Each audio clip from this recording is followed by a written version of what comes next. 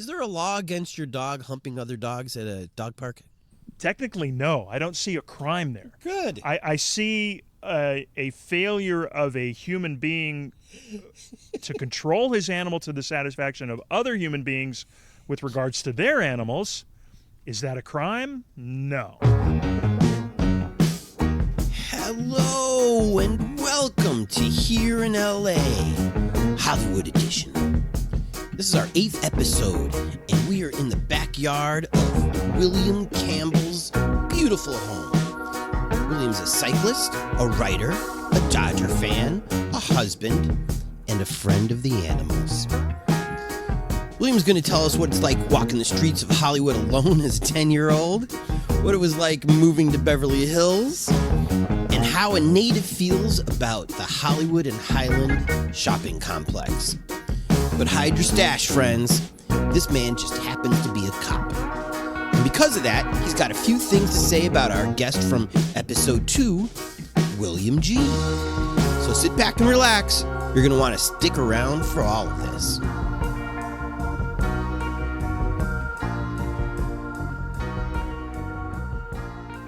Talking with William C.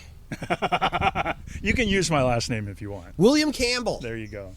We are in William Campbell's spacious backyard. This is one of the best backyards I've been in. You're kind. William Campbell, you're a cop. I'm an animal cop. Yeah, that's correct. So I'm a humane officer with the Society for the Prevention of Cruelty to Animals Los Angeles, SPCALA. Which I would say is probably a type of a cop that gets love from everybody. Unlike the other types of the traditional cops. It's an interesting dynamic because when I'm investigating something, when I'm knocking on a door based on a complaint we receive that the owner of that animal is tying up their dog against the law or beating that dog or something like that, I'm suited up in a blue uniform, body armor. Weapon. Body armor? Oh yeah, I'm an armed level 1 peace officer. Why do you have body armor then? Because if you were to see me in uniform from a distance, it's a dark blue uniform. I kind of look like an LAPD officer. Do you have a badge? Badge, gun. You got stripes? Handcuffs. No, I'm not a sergeant yet. I've been doing this now close to 8 years, but I'm still just a damn, beat cop. My supervisor doesn't think I qualify to be a corporal or a sergeant, so that's okay. What's your supervisor's title? He's captain. Oh, so you report to the boss. Well, he's my boss. Yeah, the captain of the department. And as opposed to LAPD, where there's 10,000 officers, SPCALA's roster is me and my captain. There's two humane officers at SPCALA. For the whole county? We do cover the entirety of Los Angeles County as best we can. So we're talking from Long Beach to the Valley? We go out to Lancaster, Palmdale. Two people. My captain and myself. And part of that is because SPCALA, we're not a government organization. We're a nonprofit. Been around since 1877. So we're not, our recruitment, we're not exactly high on the radar of people that are trying to be police officers. Some of them would be like, well, maybe I'll be a humane officer for a little bit and then lateral to a department. But recruitment is difficult, because number 2, humane officers don't get paid what, regular police officers get paid. So wait, you're not making $150,000? Not in it for the money. Nonprofit. I work for a nonprofit, so I'm not making that money. I'm in it because I love to help animals and all that, because it ain't about cha-ching.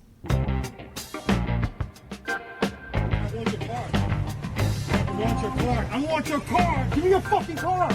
Give me your car. Are you kidding me? I asked for your car. Give me your car. Give me your fucking car. Give me your fucking car. I'm gonna run your ass up anyway. Give me your fucking car. And listening to your interview with William G. Yeah. I was sitting there saying, I bet he would, if he could like a cop, whether it's a full-fledged PD, sheriff's deputy, or an animal cop, I bet he would like me. Because I'm not the guy that's going to have tape over my name badge. Right. You ask for my card, I'm already giving you my card. You want to film me? Can you get my good side? Can you not get my chin, my double chin? You know, because I understand, I appreciate the rights and the responsibilities that come with that position, and the rights of the public to be informed and protected and served. Now, you talk about me being a cop. Obviously, that was a late career choice. I was in publishing and editing up until 2011 when I told my last job to shove it because they sucked. Oh, you've only been doing this for 10 years? Not even I went through the academy at Rio Hondo in 2012. So hold up, so real 8 quick. years. Hold up. You have to go through the police academy. I had to go through I can't go through LAPD's academy because that's proprietary. Only LAPD officers go through LAPD. So there are public academies operated at educational institutions. There's Rio Hondo College. There's one down in Orange County at Golden West College. There's one at Fullerton College. So I went to Rio Hondo in Whittier. It's a complete basic academy where I am trained and prepared to enter the field as a. Is there a physical test too? Like shit yeah. And that's what I'm bringing up. Yeah. You're not 21 years old. No. Now, obviously, you're in good shape because you're taking these crazy bike rides. I was in better shape than I was, But yeah, but still, you're not at your peak performance. Right. We're not in the Olympics at 40 whatever years old. 50. Thank you. You can say no comment on this if you want to, because I get it. You're part of the brotherhood. Although I don't see a thin blue line flag anywhere around here. I don't do that. I got a Dodgers flag in the front. Yes, you do. William posed the idea that there's no good reason for the police to be on horseback. I said the only good reason is intimidation. True. He's saying that it's impractical because it's not like you can do a lot. In fact, you might be at a disadvantage being on a horse because it's not like you're going to leave the horse untied or anything like that. Would you agree that it's a curious thing? It is an anachronistic way of policing. It is an old school. Now, coincidentally, when I worked in Sparklets 2 lives ago, one of my customers was like one of the original horse cops, Joe Dirks. He was at that point he was probably like 80 years old, taking care of. But DERKS? DIRCKS. Okay, great. Lived in Atwater Village, and so he was like, just this god in LAPD circles. Yeah. But William G is absolutely right. Is that number one, in terms of confining the horse properly, if like the cop has to jump off and go after something, those horses are really well trained. Those horses do not scare. They do not, they are really, they've got nerves of steel. What if I jumped on the horse after the cop ran away? Would it buck me off? It knows that I'm a bad guy? Not. Probably really? Not. I don't think they're trained to accept specific people. Note to self. I want to see that video. I want to see that slow speed pursuit going through Hollywood. Slow? Is that Tony? That 1 horsepower pursuit going through Hollywood. I'm going to see what this horse can do. I grew up in the woods, I man. will no comment on that. But I grew up in the suburbs. But William G is right. When you look at historically, a white man, and it doesn't have to be a white man on a horse. LAPD is very diverse. Yes, it is. But a uniformed armed officer on the back of a equine. Yeah. If you're a black man in America or a black woman in America, and you're looking up at that, what are you flashing back to? What are you thinking about? You're thinking about the foreman, right? You're thinking about the inequality and the suppression. So I feel what William G is saying about that. Yeah. Now, is it?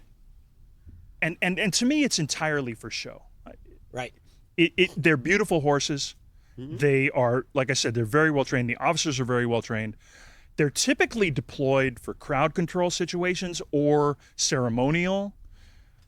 To have a horse cop out on the beat on Hollywood Boulevard, it's total show. It's total, looking for that Instagram, moment of the tourist saying, "Wow, look at that! Cloppity clop clop! Look, the horse just took a dump."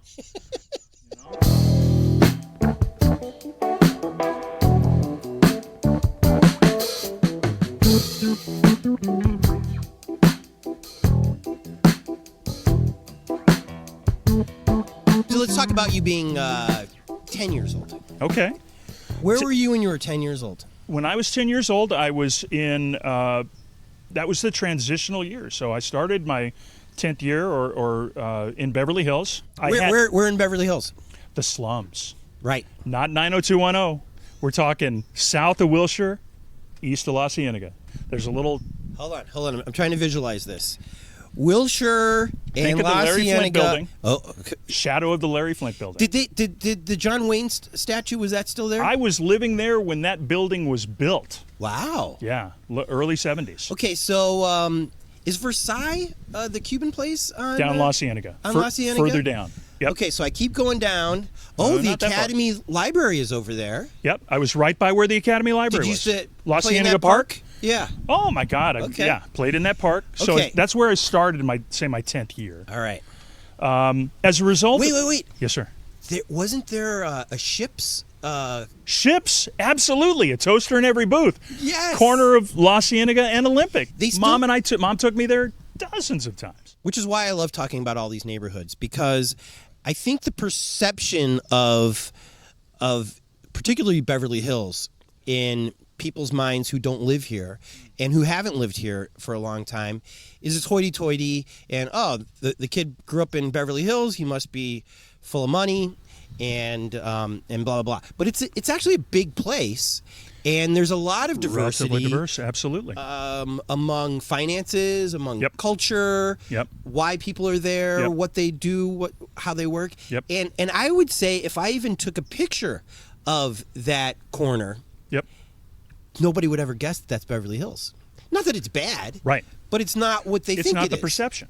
The perception is the 90210. The perception is the $1 million listing. The media creates the myth, right, of what Beverly Hills is. It's the Bentleys, it's Chris Brown and Drake and we're living up in the hills and the bird streets and all that. Truesdale, and trust me, as someone who lived in Beverly Hills as a child up until I was 10 and then came back and went to high school, you got to know I went to high school after spending a fair amount of time in Hollywood. I went under protest. My mom found an apartment and moved us back there. So I went with that attitude. Like, oh my God, this kid just turned 16 and he got a BMW for Christmas. I'm lucky if I get a Hot Wheel. So I went with a super chip as opposed to someone who excelled in school in the junior high I went to in Hollywood. I went back into Beverly and it's like I shut down academically, I shut down socially. It took jobs that I got working with nice kids and meeting friends that actually got me to become semi-human again. What junior high in Hollywood were you in? Oh, the infamous Joseph LeConte. It's called middle school now. Back in my day, it was LeConte Junior High. Why does that name sound so familiar to me? Well, LeConte has been under a microscope of late because he was a trader and a slave owner and a proponent of white supremacy.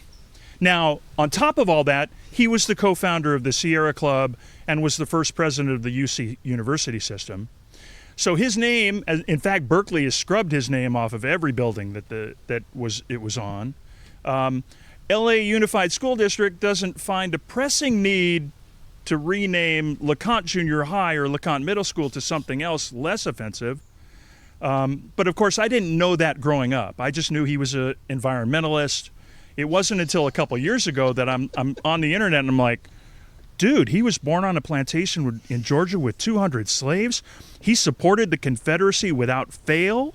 As a Californian, he did some of his greatest work promoting eugenics, espousing the inferiority of African Americans. Whoops. I've been so upset by it that, of course, I've texted the mayor. I've called the school. Really? I've called the school board. I'm like, what are you guys going to do about it?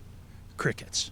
Where's this junior high school at? Yeah, it's where Fountain dead ends into Bronson, and you got to go around the school Right. to go keep going. That's LeConte Junior High. Bronson. So I would have to walk home, Hollywood Boulevard, 1974, 1975, down, all the way to Cahuenga, make a left, go up Cahuenga to Franklin to Holly Drive, and be home.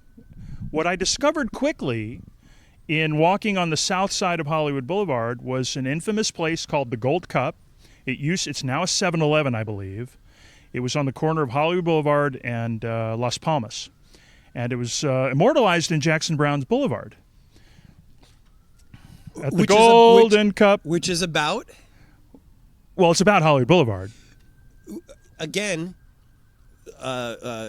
sharp-eared listeners of this podcast, there's a previous episode where we talked to a guy who gives tours of Hollywood. Oh. On the Boulevard was written about male prostitutes. Well, the line at the Golden Cup, it was called the Gold Cup, but Jackson Browne wrote it as the Golden Cup. I guess he didn't want to get sued. They pick the young ones up under the neon lights. They sell day for night. It's all right. So here I am, 10 years old, 5th grade, Founders School student, backpack, green shorts, red shirt, whatever. I'm coming home. First time passing the Gold Cup, they had, I called them spotters. They had young hustlers, just like from the Egyptian Theater down to the Gold Cup, which is right on the corner. Infamous, like, gay bar, gay coffee house, pedophilia, you know. And what I learned, you know, so my first time passing them, all of a sudden these guys, not much older than me, 12, 13. Really? Saying, hey, are you thirsty, kid? You want to come in, get a Coke, get some? Can I? So they're trying to.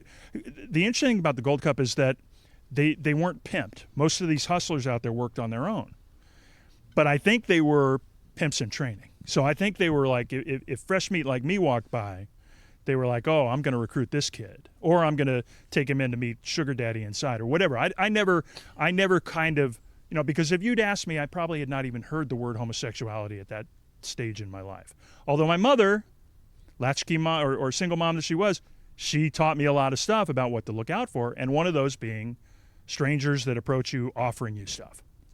And I think it's important to denote that there's a huge difference between homosexuality and pedophilia. Oh, absolutely. Even though there are people out there, homophobics, who want to equate the two. They want to tie that together. Absolutely. But in this particular instance, this is a subset. It absolutely was pedophilia. Yeah.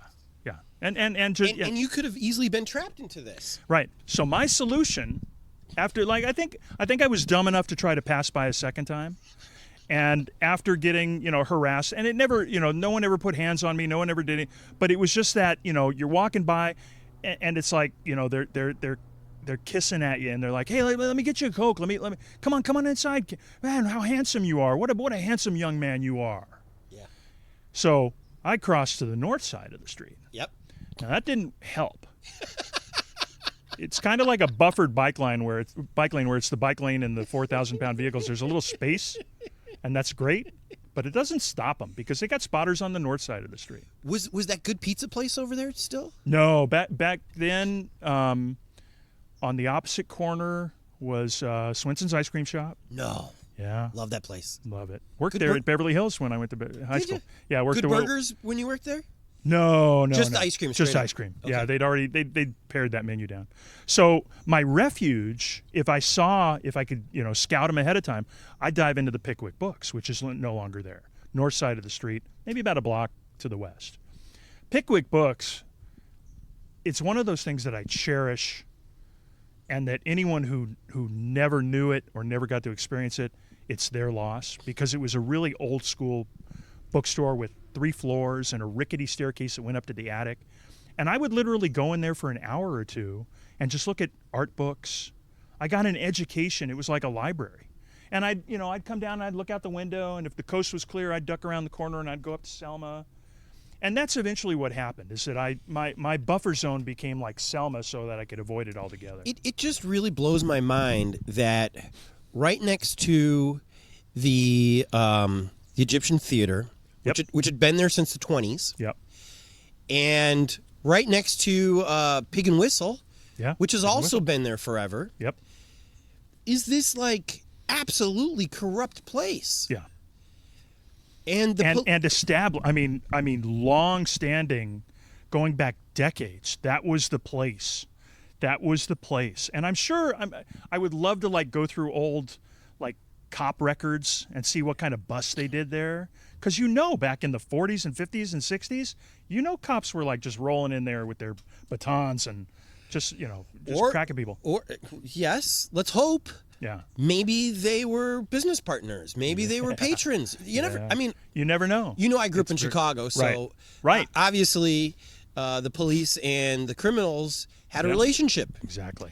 and only because it seems like to me back in the day, you couldn't fight the crime. Right. You could be the greatest cop in the world. You were outnumbered. Right. You were outgunned. Yep. And maybe Hollywood was the same way. Yeah. So you just had to make do. You had to confine it. Right. And say, okay, look, you can only have that. But stay away from the 12-year-old kids. Can you give me a break? Yeah.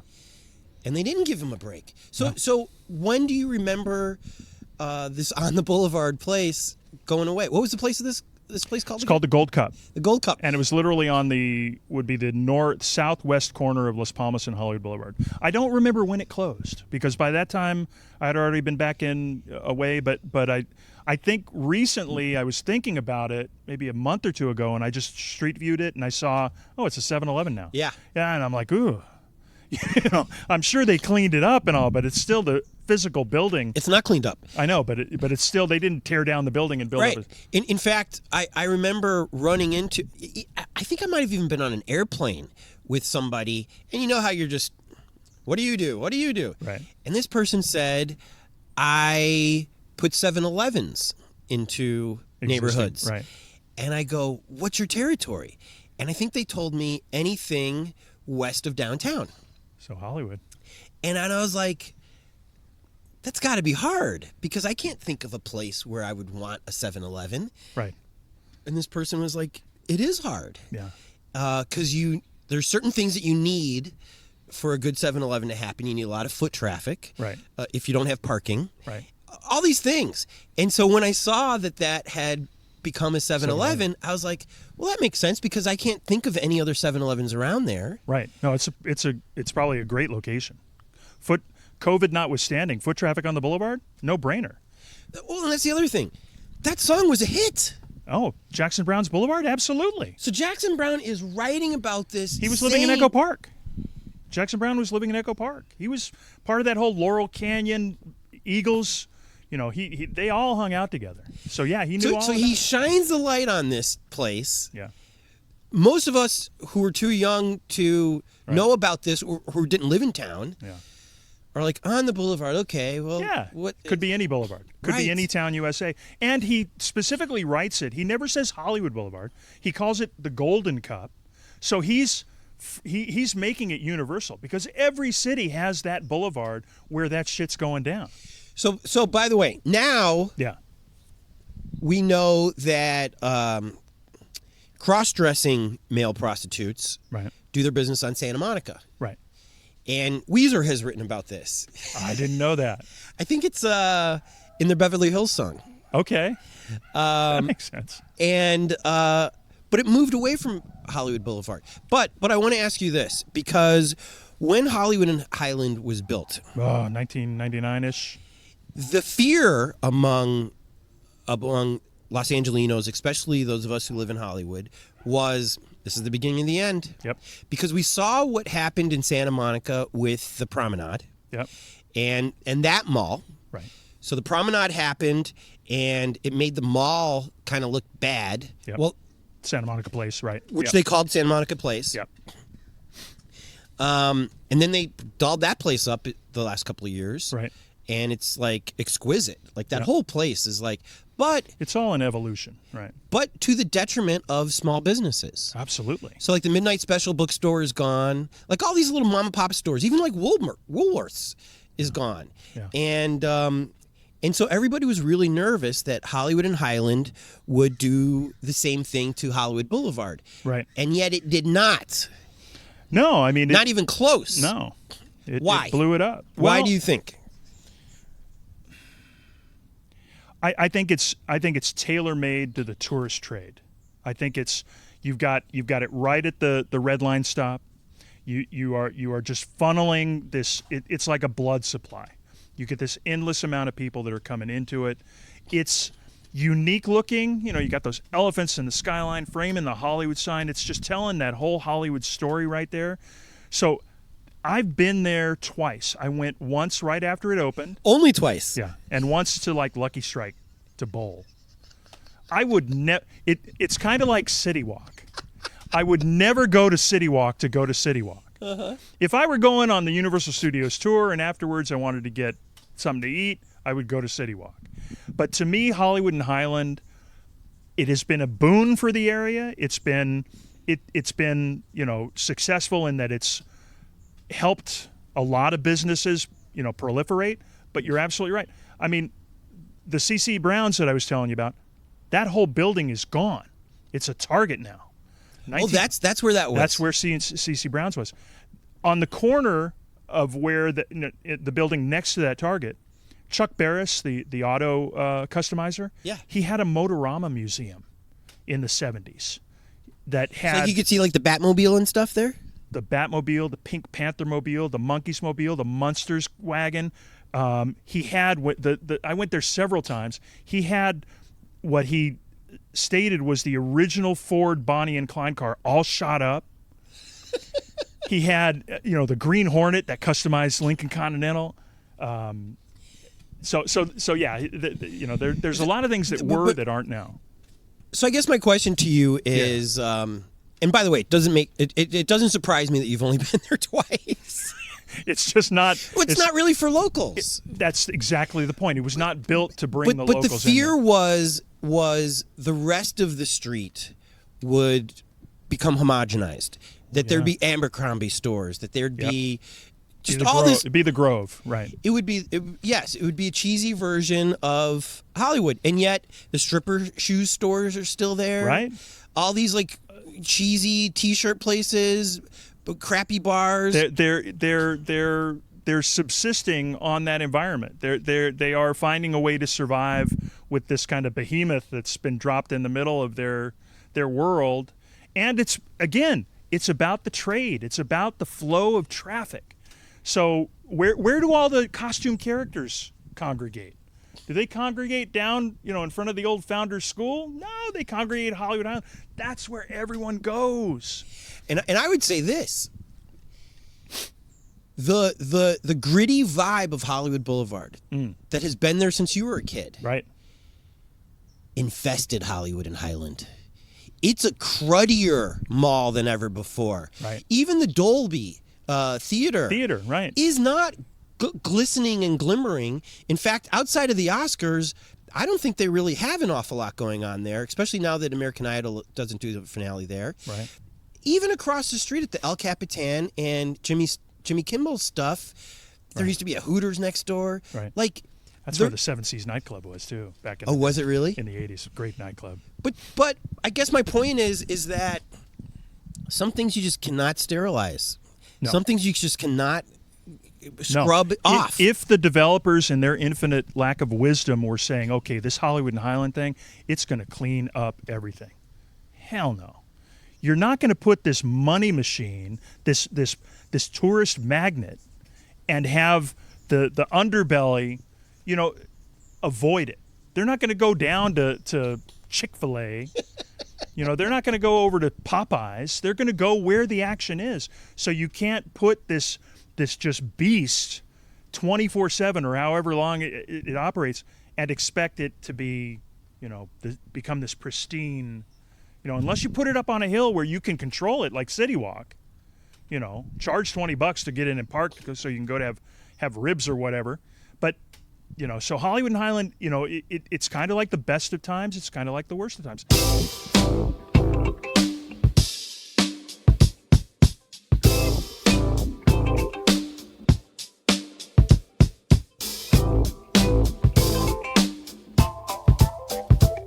Let's talk about you living in your Paramount building. Yes. How old were you then? So that's the end of my Hollywood story. That's from say 13, 14, and 15. We moved to a little duplex on Wilton Place, and basically 2-3 blocks from Paramount. Yeah. Before they built it all up, there used to be the Western Costume Company, like a 6-story building on Melrose, which the business still exists, but the building was torn down. Uh-huh.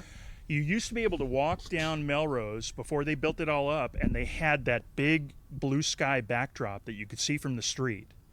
and a big tank that they could fill with water to film water scenes in. So it's like the quintessential kind of Day of the Locust scenario where the artifice of Hollywood is real. There's this beautiful expanse of blue sky going on forever, just on the I gotta find some Paramount lot. pictures of this. I used to go to, before it was Hollywood Forever Cemetery, it was Hollywood Memorial. And I would go to the Douglas Fairbanks Sr. grave, where he's entombed, Yeah. which has a giant reflecting pool, and catch guppies and bring the guppies home and breed the guppies and sell them to pet shops. Look at you. Little entrepreneur. At 14 years old. That was 14 years, and I was also a paperboy for the Herald Examiner. What? And my boss's name, and this is 1977, George Lucas, but not the George Lucas. People who are listening to this now Yeah. have hopefully listened to the other interviews that we've conducted They about damn well Hollywood. better. And one of the women, Christina Ortega, talked about how much she loved the Hollywood Cemetery I would back in the haunt day. that place. I would get on my bike and just go to it and hang out, catch guppies, look for all the graves, go into the mausoleums. Now, she was telling me that it was kind of run down. It was a trash joint. Yeah. Back in the 70s, very much like Hollywood, it had yet to experience the rebirth and the remarketing and the rebranding. And so it was a bit, So was Tombstone's it crooked. Was it extra scary to go in there then? I never went in at night. I kept it legal. I went during normal business hours. Part of that, because I think I would have been spooked if I'd been in there at night. It can be a pretty awesome place. When you see some of the memorials to some of the dead people that are buried there. Yeah, you can imagine there's some lost souls stirring around. And there's also some really big headstones there, There's one, and I don't know. You would expect it would be like Louis B. Mayer. Yeah. Or some mogul of exponential proportions. But there's someone buried there in a crypt that's the size of a house, that's surrounded by a reflecting pool, that's like a lagoon. Yeah. And I used to go and just stare at that like, God, how do I get in there and just live there? I mean, it's got to, you talk about solving the homeless population. You could house 20 people in that place. Where does a teenage boy take his girlfriend in the 70s in Hollywood on a date? Pack a lunch, hoof it up the hill, go into the Hollywood Bowl, and we'd have to, tell the coyotes to shush so we could hear them, But that's it. There's always ways that if you want to explore the hills, the urban landscape, that you could find a way to get up against a fence where you could get a good ear line to whatever's playing at the Hollywood Bowl. And we're gonna sound like two old men, and maybe we are. We are. But when I first came to LA, I think my first concert at the Hollywood Bowl was either Miles Davis with Dexter Gordon or just Dexter Gordon with somebody else. Jealous. And you're absolutely right. Even then, and we're talking mid-'80s, Okay. the worst seats in the house, I think we paid $5. Yeah. And, I mean, obvious legends. You talk about Blue Note. Oh. And so, and just like you're saying, we would pack, I think we went to KFC. Right. A whole bunch of fried chicken. Bring whatever you want. And you go up there, and I think that was the first time I smelled weed at a concert before. Yep. Which was a delightful aroma. And that bowl is just one of a kind. Oh, it's treasure. It's an absolute treasure. I would, if I would bike recreationally and I was coming through the Cahuenga Pass, I just, on an off night, you could just go to the bowl, and if you're lucky, they're rehearsing. And you could just grab a seat for free and kick back and listen to them rehearse whatever they're going to be performing that night. Okay, so let's talk about these animals who you save, and God bless you for that. Again, it's hard for me to believe that there's really just two of you. So let me ask. Now, keep in mind that government animal services, like Los Angeles City Animal Services, LA County, Okay. hundreds of officers. Okay, all right, good. So we're not the only ones enforcing the animal cruelty laws in Hollywood, in Lancaster, in Boyle Heights. But we work, since we're not, we often work in conjunction with a lot of other agencies because we actually have jurisdiction. We're state sworn. Okay. So if I got a call from a department in Sacramento saying, we've got a dogfighting ring, can you help us out? We could go help them out. So you've broken up some cockfighting. What we have done is we have gone with like the sheriff's department out in Palmdale, Lancaster, Lake Forest, Lake Los Angeles, and we have done search warrants on people who are breeding roosters, fighting roosters. And so you've never like had to like see a bunch of bedders scatter because you approached? No, but prior to my arrival, I want to say like 2011, 2012, the officers at SPCALA did participate in one with like DEA and ATF where that exact thing happened. They busted people jumping over the wall. They confiscated something like $165,000 in cash at this property in like South LA. There's that much gambling going on. Oh, well, it's gambling, it's drugs, it's prostitution. What? Cockfighting is like a foundation crime that all these other things get. There's hookers at cockfights. Absolutely. William, you are teaching me some things today. Illegal. I don't know how this fits into your food? Hollywood story. Is there tacos? Oh, Is there sure, burgers? of course. There's illegal booze. There's illegal cookouts. booze. That would be kind of lower on the totem pole. That would be like, okay, let's get. But when you do press charges against people, That could be a part of it. Everything that's illegal, you put on the list. Do you like the Clash? Of course. Do you know the song "Career Opportunities"?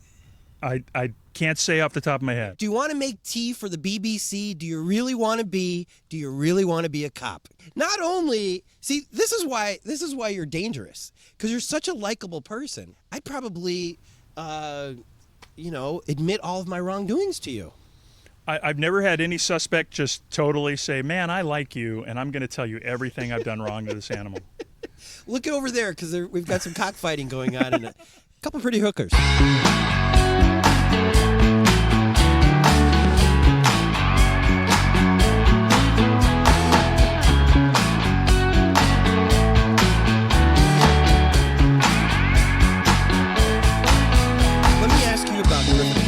Yes. Park that I love. Amazing. Jewel of the city.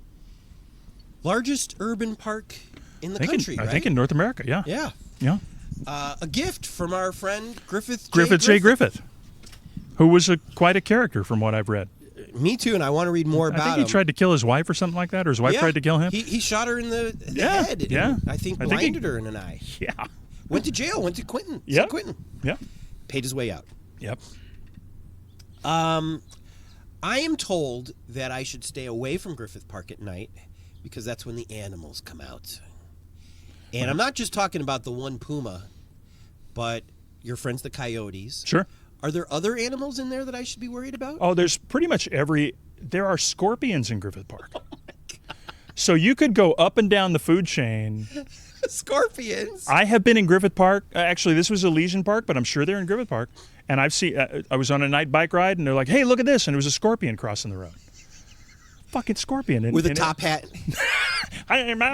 No, it was just a scorpion, and we let it go. A good-sized scorpion? Yeah, about a couple inches long, and we just let it go on its way. But so in terms of number one, yeah, the park's closed after dark. I forget the hours of operation, but I think sundown, right? Yeah, technically sundown. So you are, it's time for the wildlife to take back the park and have their say. So going on a night hike, you're probably going to be okay.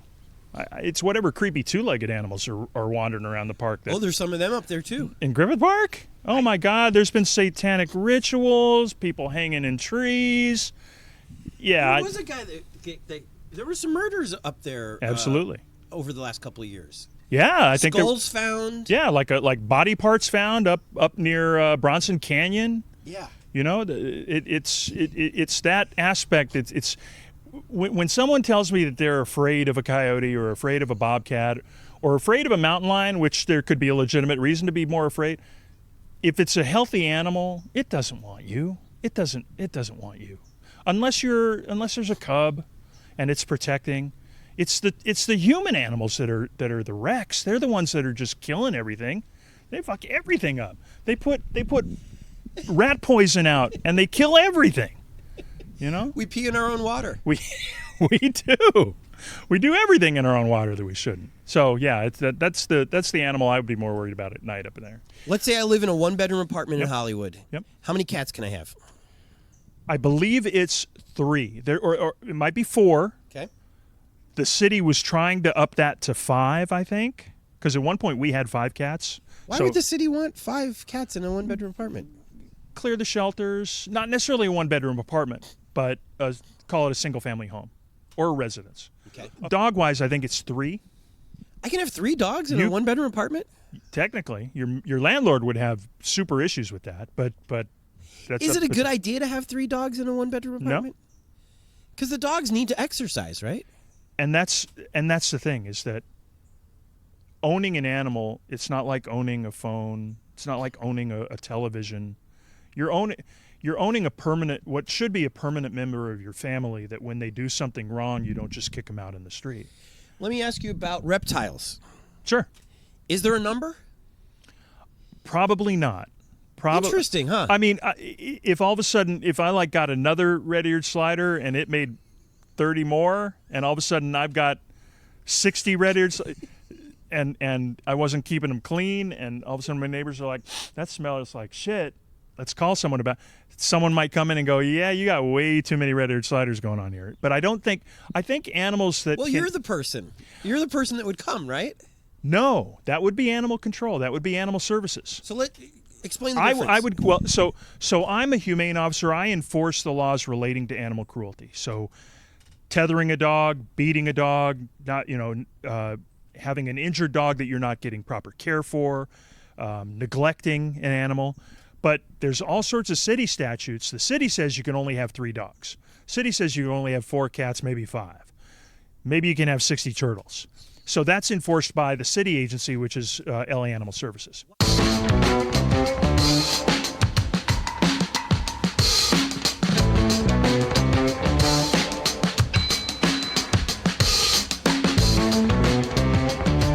Let's wrap it up with bikes. Okay. I'm driving a car. Yes. How should I be a good person on the roads of Hollywood? How should you share the road? Be willing to share the road Yes. better? I say it's a combined effort. One of my driving thoughts, especially in the world we're living in right now, where crime is on the increase, the one way I deal with everyone on the street, pedestrian, bicyclist, scooter rider, everyone's got a gun. Everyone's got a gun. That person's got a gun, and that person's having a really bad day right now. So if that person cuts me off, whether it's me on my bike and they right hook me, or whether they're pulling out in the lane, making me slam on the brakes, it's okay. If I'm riding my bike, right, should I use all these dorky hand signals? Do people even know what those are? I don't know anymore. I do. Okay. Right, left, stop. Okay. I use them. I don't use the stop so much because I'm not typically in the lane, but I'll definitely signal, especially if I got to get over to a left turn lane, I'll signal left. I'll get over as quickly as I can. You won't find me just loitering in the number 1 or number 2 lane. Should I wear a camera on top of, like a GoPro kind of thing on my helmet? Since I started riding in my latter adult years, so circa 2005, I've always had a camera. Number one, I like to document the rides. I like to document my city. And so I'll time-lapse stuff, so every 1 frame a second, and I'll wind up with like a little 5-minute film. But you never know what you're going to need evidence to protect. And now, in my time-lapsings, would I be able to pick up getting creamed by a bus? No, there'd be 1 frame of me upright, and there'd be 1 frame of me down. So it wouldn't really tell the story. But I've also, because now I have an e-bike. All my bikes were stolen a couple years ago out of my garage. What? Assholes hit the whole neighborhood. They hit like 8 different houses. Wow. Their MO was to crack open garage doors, go in there, get bikes. And I had 2 bikes locked up. They almost got my e-bike, but I had it locked up with a second lock. They couldn't get defeat. So my e-bike now, it's a pretty looking thing. And so I've actually had people like crossing, sketchy looking dudes. Because when I bike to work now, I'll either go, down through LA, or I'll go all the way through downtown and come back along Jefferson. So I'm, encountering some, You'll go further because it'll help you out on the hills. No, I go further because I like to ride. When's the last time you wanted to get 9 miles across the city in a car and you took the long way? No, in a car, you take the short way. On a bike, you find shit. You meet people, good and bad. So I'd love to extend my ride, especially on the e-bike where, it's pedal assisted, so I can get up hills a lot easier. But even when I was riding the analog bikes, just the single speeders or whatever, I would always, when I could, if I wasn't totally bushed at the end of the day, I would like take a long way home. You're maybe it's the beers we're drinking. I don't know. Budweiser doesn't pack too much of a punch. But you're kind of convincing me because I went to 2 Cubs-Dodgers games the other day. Right. And you paid $20 for parking. On one of the days, I paid $20 to park, and the other day, I drove as far as I could and then got off and took the bus. But then the bus turned left on Alvarado instead of going through Echo Park. Oh, and I didn't really know where it was going to go, so I just got off and walked the rest. Had to walk up the rest of the way. Which is fine. I could use a couple steps.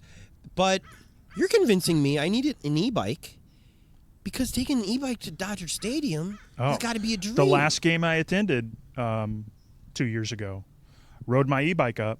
The hardest part is that I wasn't going to leave my battery. The battery's the most expensive part of the bike. Battery to replace is about $750. Yeah. So I brought the battery with me. Well, you can guess what kind of reception I got from security walking in with this, pipe bomb or whatever they thought it was. They were looking over, sniffing it, shaking it. They're like, "Well, why don't you just leave it on the bike?" And I told them, I said, "Because it'll get stolen. It's a battery."